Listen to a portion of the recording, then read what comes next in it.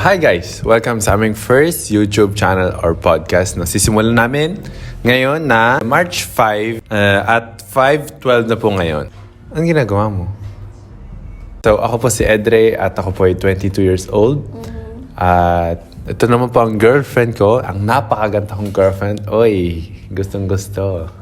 Hi guys, I'm Kyla and I'm 22 years old. Sisimulan namin mag-podcast kasi gusto na namin i-share yung mga experiences namin at lahat ng bagay na pwede naming ma-share at pwede pa namin matutunan. Katulad ng pagpa-podcast, pag-YouTube, gusto namin matutunan yon. So sisimulan namin siya ngayon kahit hindi kami ganong prepared. So at least sinubukan namin. Walang script, walang topic, walang... Gusto talaga ni Edre mag-podcast kasi gusto niya daw maging famous. Gusto ko lang i-explain kung anong makikita nila sa mga videos na to, na kung ano yung pwede nilang makuha na lessons. Lalo na kami ay mga anak ng mga OFW. Gusto din namin ipakita na hindi talaga siya madali lang katulad ng iniisip nila. Anong kaya nilang matutunan sa podcast na to? Parang anong kaya mong ibigay na advice sa kanila?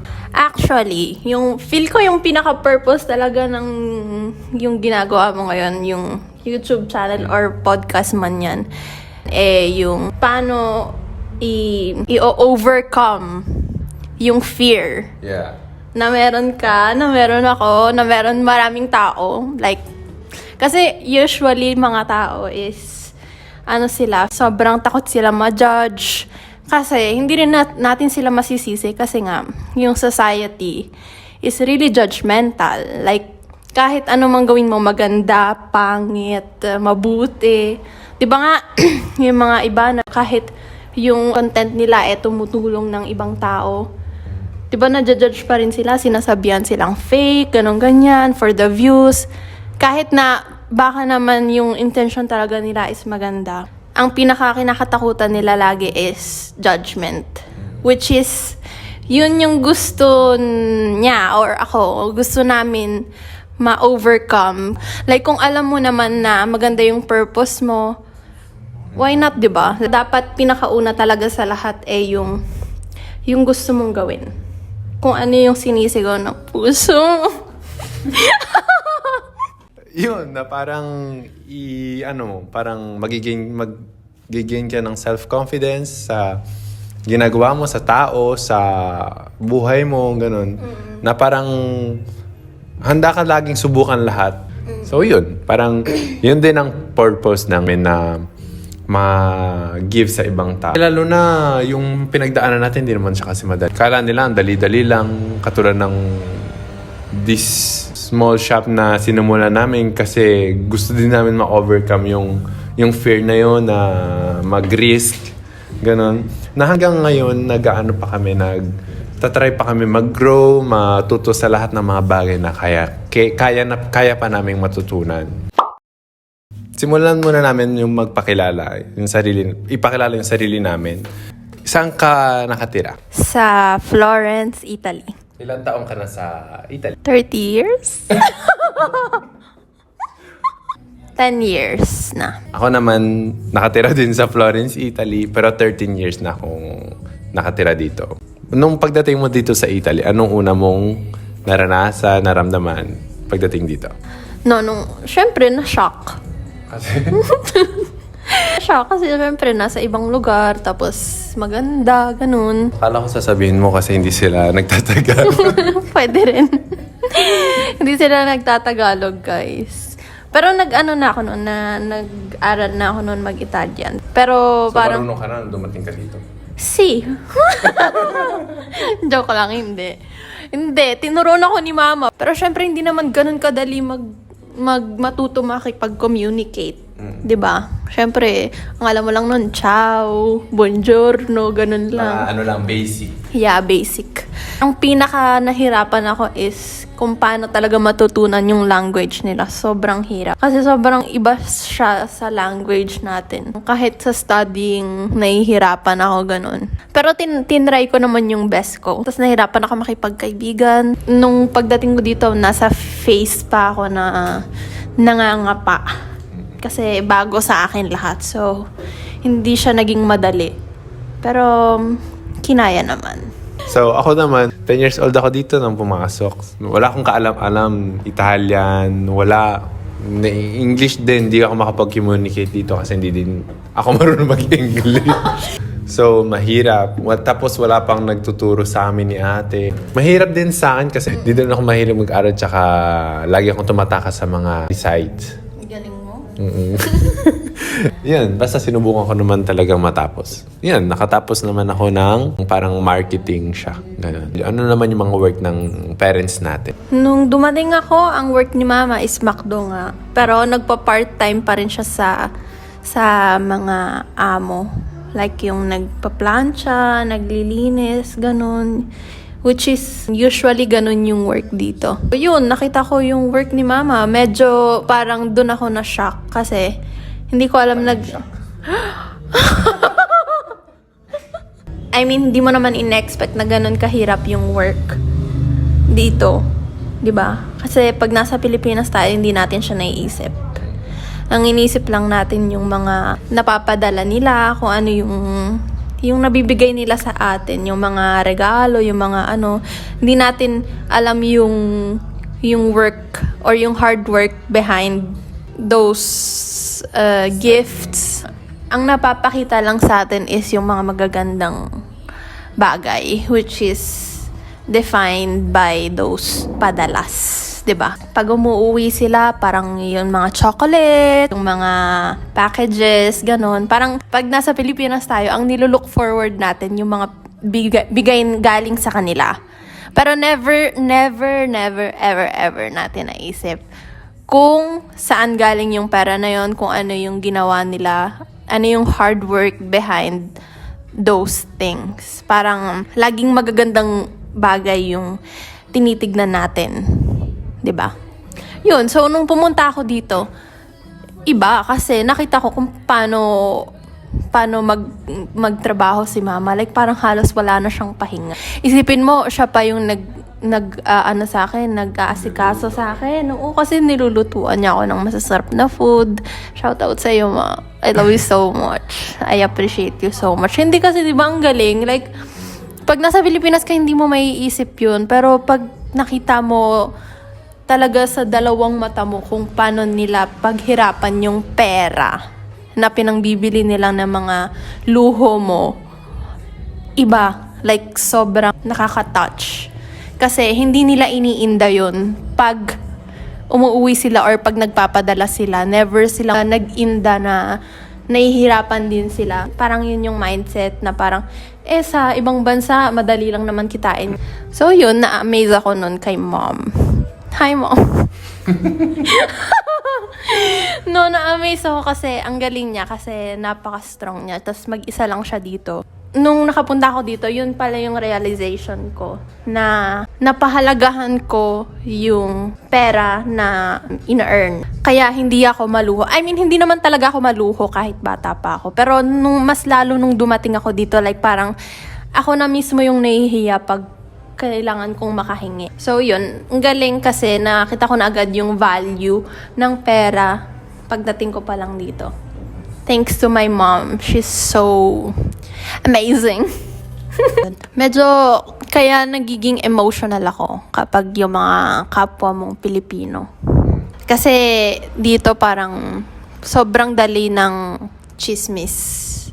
Which is ang napaka-powerful. Like para sa mga tao na pinag-uusapan yung isang tao, para sa kanila parang normal lang. Pero hindi nila alam kung gaano yung apekto sa isang tao nun. Kapag nalaman niya na pinag-uusapan siya or ang mga sinasabi sa kanya is wala naman katotohanan. Kasi 'di ba, ang sinasabi nila ay dapat di ka maapektuhan kasi hindi naman totoo, which is okay. Pero hindi din dapat natin tinotolerate yung mga gumagawa ng kwento para lang sa aangat ng buhay nila or ng figure nila. There was a time na parang nasaktan ako nung time na tinry sirain yung relationship namin dalawa. Kung hindi ako maniniwala ako doon, di ba? Like, paano pa kaya yung mga tao na hindi malakas yung loob? Kasi ako, pinalaki ako ng mama ko na malakas yung loob. Like, literal, tinuruan niya ako to be wise in every single way. So, parang gusto ko lang mag-raise ng awareness kung paano siya kayang sirain ng isang relasyon, ng isang... basta, it's not healthy. Kaya, be mindful sa mga sinasabi nyo in your everyday life. Because, what you put in here will grow and magiging nyo siya, lifestyle. Ako naman, yung papa ko, nung kinuha niya kami dito, nagwo-work siya bilang, din siya, naglilinis siya ng mga office na kailangan niya linisin in 2 hours, ganun, na siya lang mag-isa o kaya, syempre kami, noong dumating kami, wala pa kaming school noon. So, minsan tinutulungan namin siya, sinasamahan namin siya. Yung pera talaga, hindi talaga siya madaling ma-earn. So, yun, natutunan ko din yun sa work ng mga nila papa, ng mga Pilipino or iba man na nagtatrabaho sa ibang bansa. Kasi hindi talaga siya madali. Parang kung hindi ka talaga magsisikap, malolost ka dito. Lalo na kung magpapadala ka ng mga chismis, sa mga negative energy na nakapaligid sa'yo. Baka siguro mababaliw ka kasi parang hindi mo na alam kung saan ka maniniwala, anong gagawin mo. Actually, dadating pa nga sa point na parang hahayaan mo sila na diktahan kung ano yung magiging buhay mo or kung ano yung kung sino ka. Dadating yun sa point na alam ko maraming tao na nararanasan yun up until now. Yeah. Kaya wag natin siyang baliwalain. Kasi it's a real issue. Kasi marami ring tao na at some point hindi rin nila nakakaya. Akala natin maliit na bagay lang, dapat hindi magpa-apekto. Pero maraming nasisirang buhay dahil sa mga ganun. Talagang tinuruan ko lang talaga yung sarili ko na wag na magpa-apekto sa sinasabi ng ibang tao. Kasi it's a hard journey. Mahirap siyang gawin, pero hindi siya imposible. Kasi kahit anong gawin mo, kung gusto kang siraan ng ibang tao, sisiraan at sisiraan ka nila anytime and anywhere. Masaya ka ba na napunta ka sa Italy? Pinagsisihan mo ba na napunta ka sa ibang bansa? Ako, wala akong regrets. As in, 0 regrets. Kasi alam ko everything happens for a reason. Naintindihan ko rin siya later on through the journey. Kasi importante yung maging aware ka sa sitwasyon mo, sa kung ano yung nangyayari sa buhay mo. Kasi kung binabaliwala lang natin lahat, para lang tayong nabubuhay. Pero hindi natin binibigyan ng buhay ang buhay. Kasi feel ko dapat ang buhay full of lesson siya. So kapag kunyari may nangyayaring hindi maganda, mabilis tayo ma-discourage kasi hindi natin alam yung purpose ng totoong buhay. Never kong niregret na napunta ako dito kasi sobrang dami kong natutunan. At first akala ko parang ang hirap lang. Pero later on ko na naintindihan na kailangan ko palang maranasan yung mga challenges na yon to be a better person. Ang dami kong gustong i-share na natutunan ko. Hindi ako perfect. Pero alam ko na meron aral na kayang mapulot sa story ko. MMK. Baka naman. Basta proud ako sa kung ano man narating ko ngayon at naranasan ko. At sana overcome ko. Hindi mo dapat kinakahiya kung ano man yung napagdaanan mo kasi it just made you. Yeah, it just made you. The person that you are right now. Yun, proud ako sa kung ano. Walang regrets. 0 regrets. Just grateful. Yeah, I'm also proud of her. I'm also proud of me. Kasi, yun nga. Ako, wala din akong regrets na napunta ko sa Italy. Oo, malungkot kasi naiwan mo yung family mo dun sa Pilipinas. Pero feel ko din, ako din naniniwala ko dun na everything happens for a reason. Na hindi ako magkakaroon ng anong meron ako ngayon kung di ako napunta dito. Hindi ako mag-grow ng dapat kung di ako napunta dito. Hindi ko nakilala si Kyla. Hindi ako nagka-work ng ganito. Wala akong regrets Kasi thankful ako na lagi akong pinoprovide din ni God, ng universe, na kahit ano man ang challenges na harapin ko, parang na-overcome ko siya lagi, na kahit na sobrang hirap niya, nakala mo na imposible, na hindi mo na siya kayang i-resolve. At the end of the day, nare-resolve mo siya na hindi mo na din alam kung paano mo siya nare-resolve. So, yeah, I'm thankful na yun din, kasi nag-grow din yung mindset ko, nag-grow ako physically, mentally. Hanggang ngayon, nag-grow pa ako, gusto ko pa rin matuto ng maraming bagay na gusto kong matutunan. So, yun, guys. Ito yung small introduction namin sa sarili namin. Thank you, at kung nanonood ka pa, ibig sabihin, gusto mo ding may matutunan na something, or gusto kang matutunan pa about yourself or about sa mga experiences. Or gusto mo lang din makichismis. Pinaka-purpose talaga nito is gusto namin ma-overcome yung fear. Fear of judgment, nasa loob ka lang ng comfort zone mo. Hindi ka nag-explore. I mean, gusto namin ni-explore yung mga bagay-bagay. We're not here for views or ano.